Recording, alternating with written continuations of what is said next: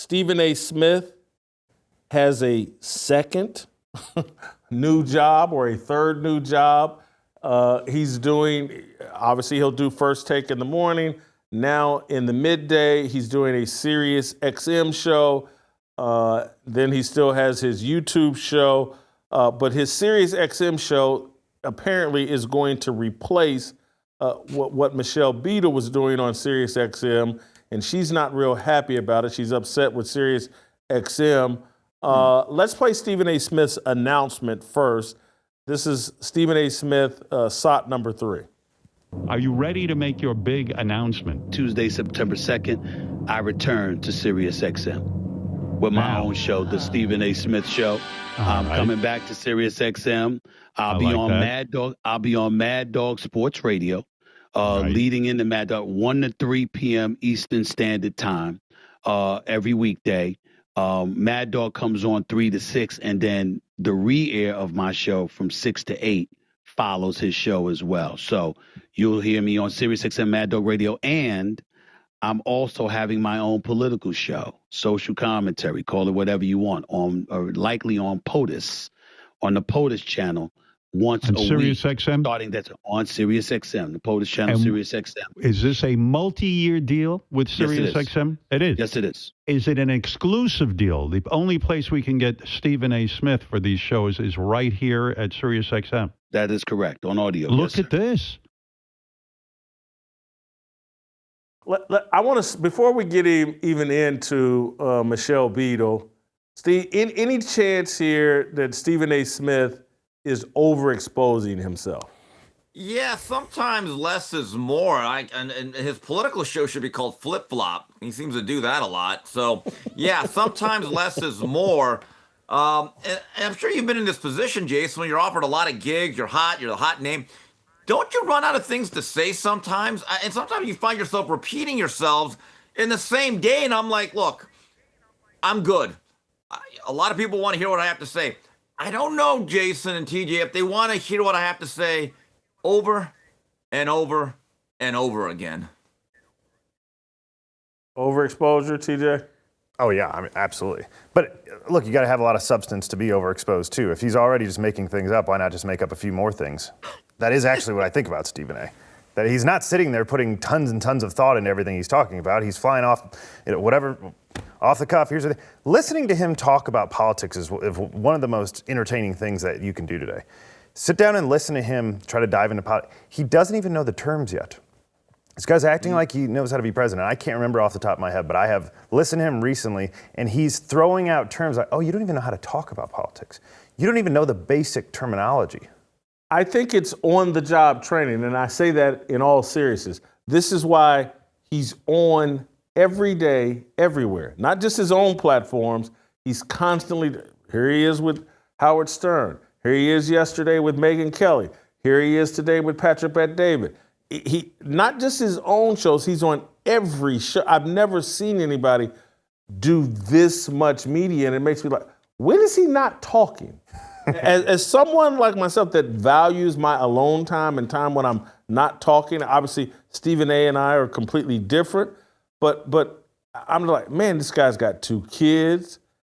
When is he not on camera talking, and does he not have any self-awareness that camera requires a performance, and a performance requires an inauthentic version of yourself, and he just seems to be doing more and more of it, I just don't know. What could he say for 2 hours on First Take, 2 hours on SiriusXM, an hour on his own show, and it seems like an hour to 2 hours doing various other shows every day? I'll give you an example.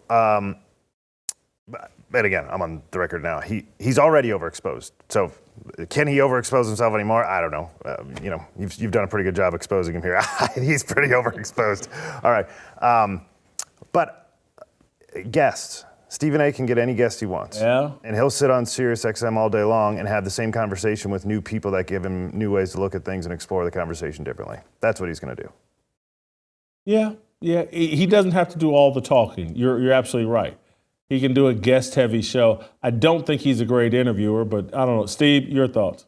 Well, I always thought Cam Harris was the most inept, most unintelligent, least qualified presidential candidate in years. Think about this. Stephen A is probably even all of that and more, but at least on his behalf, he will speak to the media on a regular basis, unlike she did. So there are some pluses and minuses with that whole dynamic.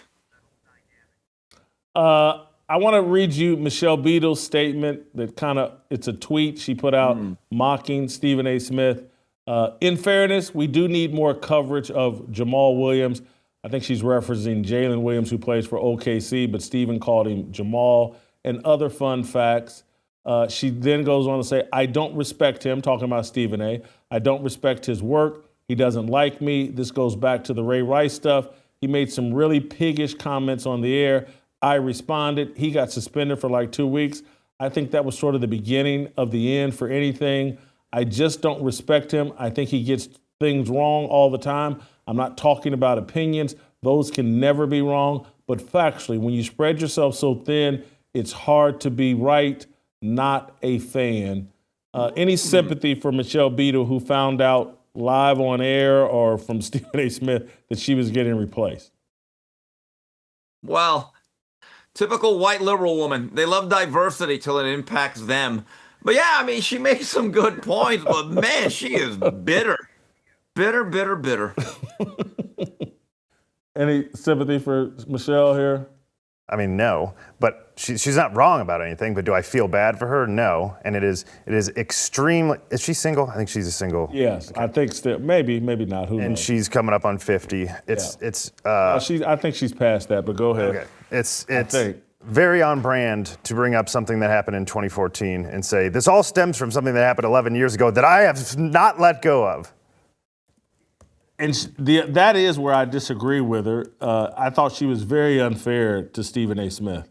You're right. She's 49. My bad. But yeah, I think she was very unfair to Stephen A. Smith in that situation. Mm-hmm. The guy misspoke. He's trying to make some nuanced point. That's not his strength. But very piggish.